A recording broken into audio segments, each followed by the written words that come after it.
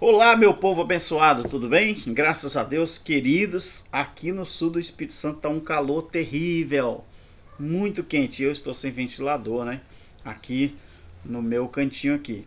Meus queridos, esse vídeo, deixa o meu paninho aqui para me ficar me enxugando, porque eu tô sem ventilador aqui. O ventilador está na outra parte da casa ali, eu me esqueci disso. E o ventilador faz um barulhinho, até sai no vídeo, né? Meus queridos, veja bem. Eu estava conversando com uma certa pessoa e essa pessoa é um líder religioso.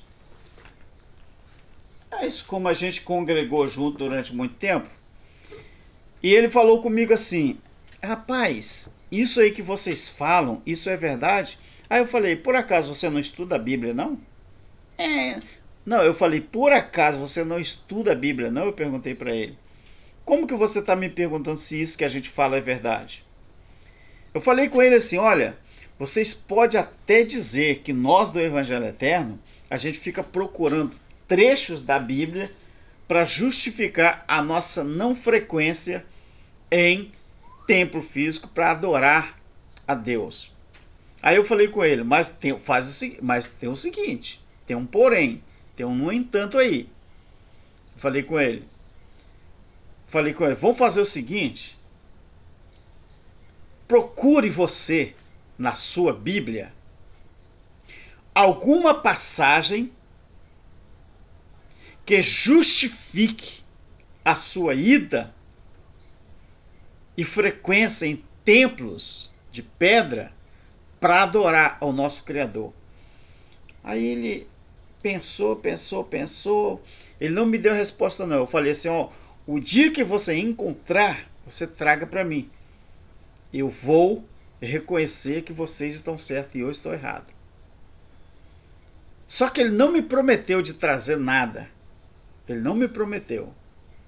Ele só falou assim: eu vou procurar, eu vou estudar mais o assunto que você está falando. Meus queridos, agora nós podemos afirmar uma coisa: que Estevão, se você quiser procurar na sua Bíblia, no capítulo 6 de Atos dos Apóstolos, quando ele já tinha sido levado para ser condenado à morte, você sabe que o judeu matava os outros jogando pedra. Era uma forma de executar alguém. Os romanos, não é? Era um tipo mais diferente. Você sabe, porque você vê ali a forma que Jesus morreu. Aí eu falei com ele que Estevão, antes de morrer, uma das coisas que condenaram ele, sendo que falaram que viram ele falando isso. Isto que, Alberto, o que está no capítulo 6 de Atos. Pegaram pessoas para depor contra Estevão e a favor do sistema, de que Estevão tinha falado que aquele Jesus que ele anunciava, ele falou que veio mudar as leis e também destruir aquele lugar que era considerado santo, o templo. Aí falaram assim: Estevão, a sua morte é por esta razão. Porque essas testemunhas, aquelas testemunhas lá, elas foram subordinadas. O capítulo 6 de Atos dos Apóstolos conta isso. E eu falei com ele, com esse líder religioso, eu falei assim: olha, tem o seguinte, nós acreditamos naquilo que está escrito. Eu tenho, em Atos dos Apóstolos, no capítulo 7, 48 e 49, e também Atos dos Apóstolos, capítulo 17, 24 e 25, tanto Estevão como Paulo afirmando o que Jesus já tinha falado antes dele. Que em Mateus 24, 1, Jesus falou com os discípulos que aquele templo que foi construído por Salomão e depois Herodes levou 46 anos para reconstruí-lo, aquele templo, Jesus disse que iria cair. Mas cair por quê?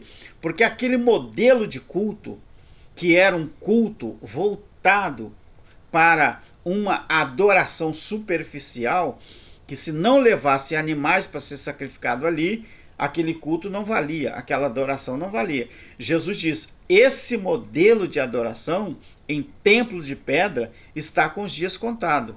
E Jesus deu a prova disso, falando que aquele templo seria destruído, não ficaria pedra sobre pedra.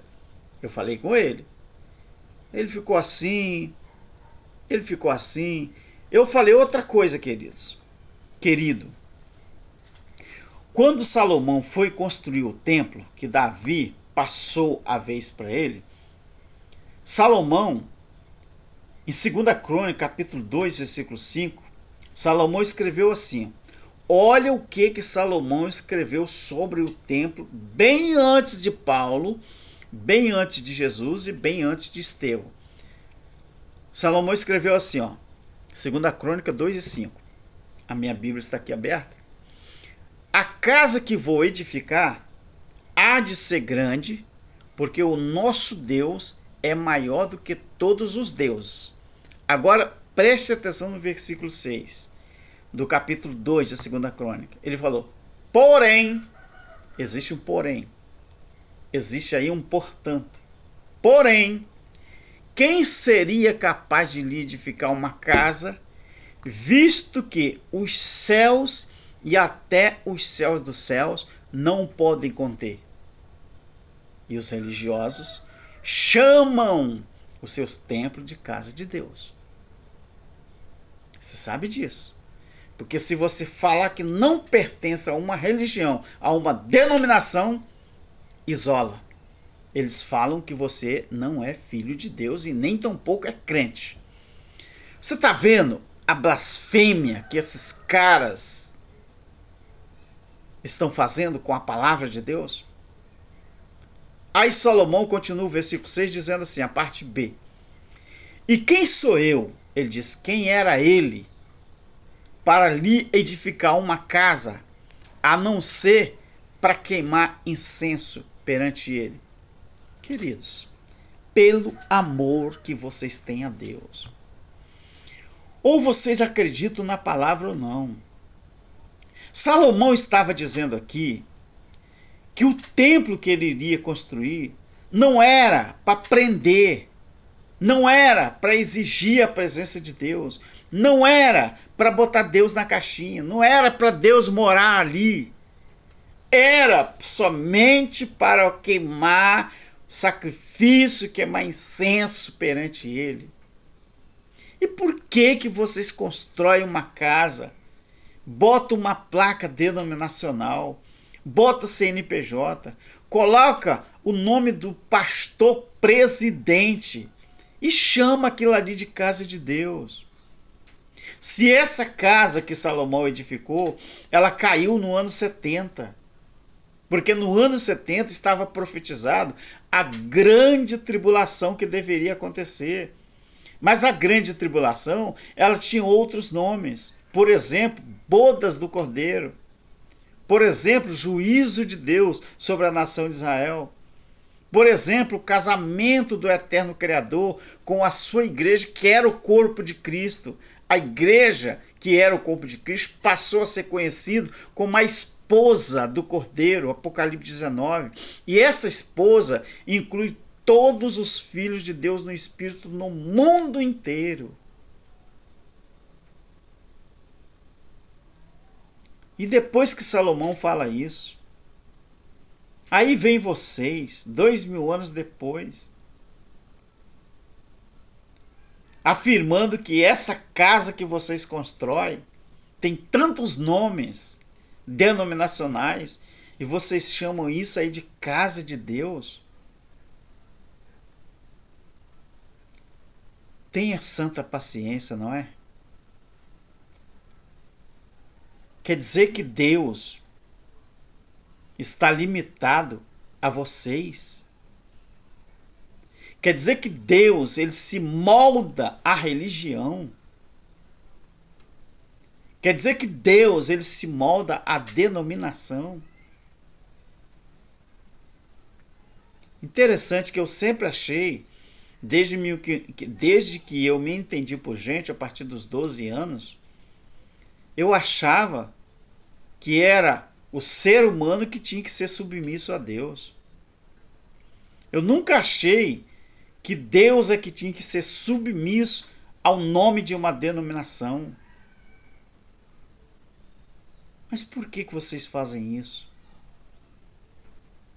O templo caiu. Vocês embelezam o templo que vocês gostam, ou que vocês frequentam. Vocês botam até grades, paredes de mármores, cerâmicas caríssimas, jardins bonitos, e fala assim: esta é a casa de Deus. E vocês são tão mesquinhos que para vocês só quem pertence a essa denominação de vocês é que pode dizer que é filho de Deus, que é crente, sei lá. Olha a mesquinhez de vocês. Será que vocês não vão despertar para a vida nunca?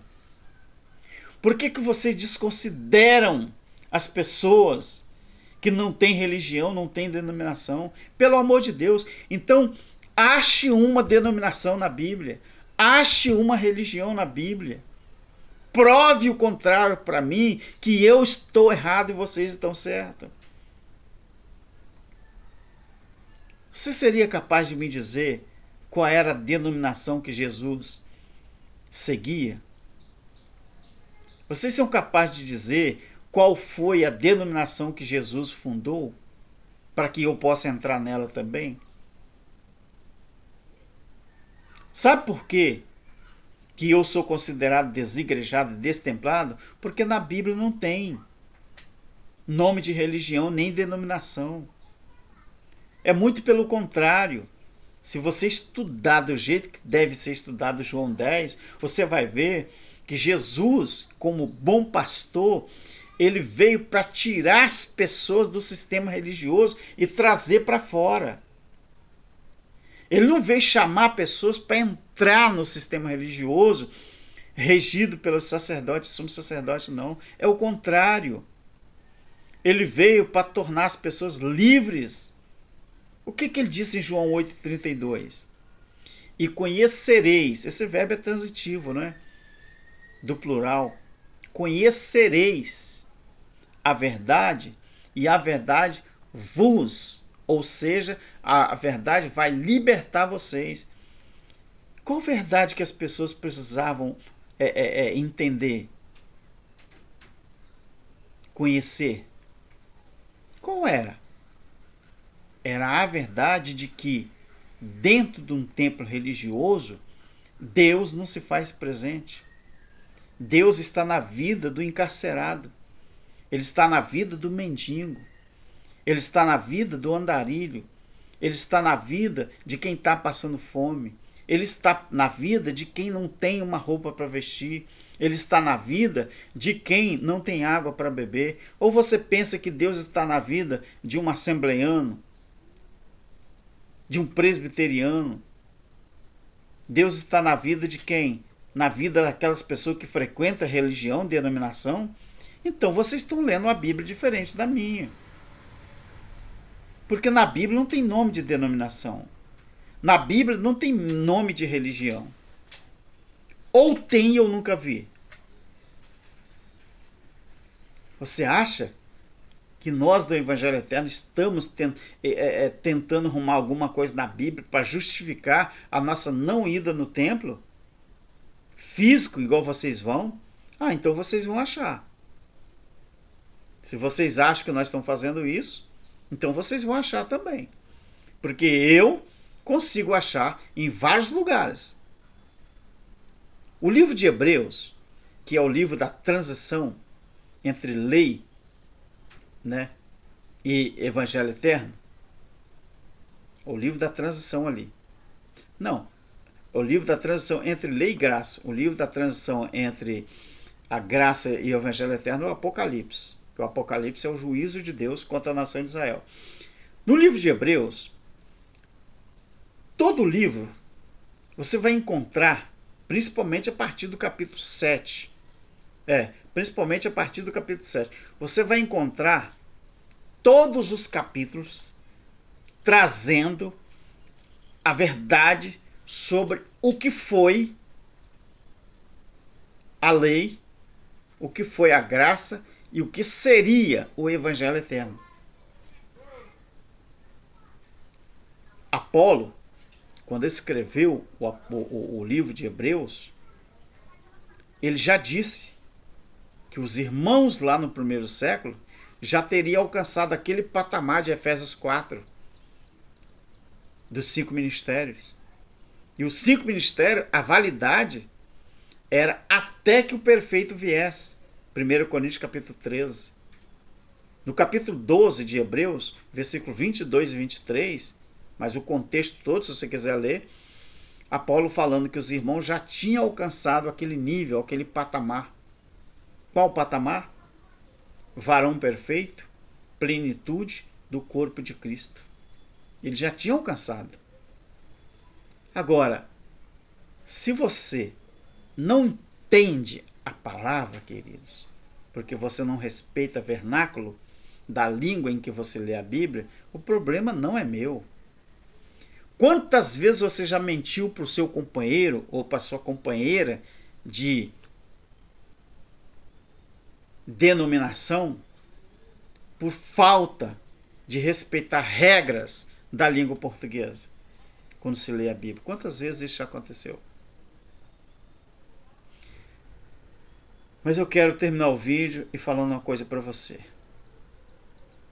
Se você julga os desigrejados e os destemplados porque você acha que Deus só está lá dentro daquela casa, eu quero falar uma coisa para você.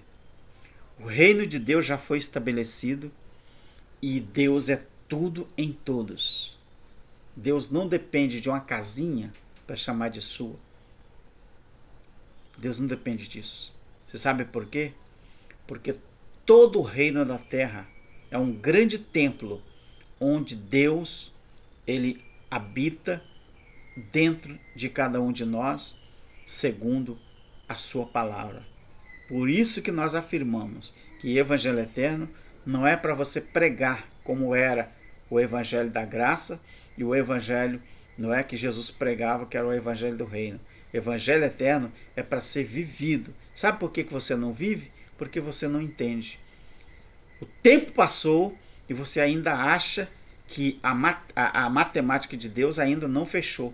Aí você acha que você tem que ficar fazendo conta, sendo que a matemática de Deus ela já fechou lá no ano 70, quando Deus trouxe o juízo sobre Israel.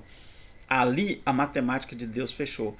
E a matemática de Deus fechando, aí foi inaugurado e estabelecido o Evangelho eterno, Apocalipse 14:6, para que todos pudessem viver o reino de Deus.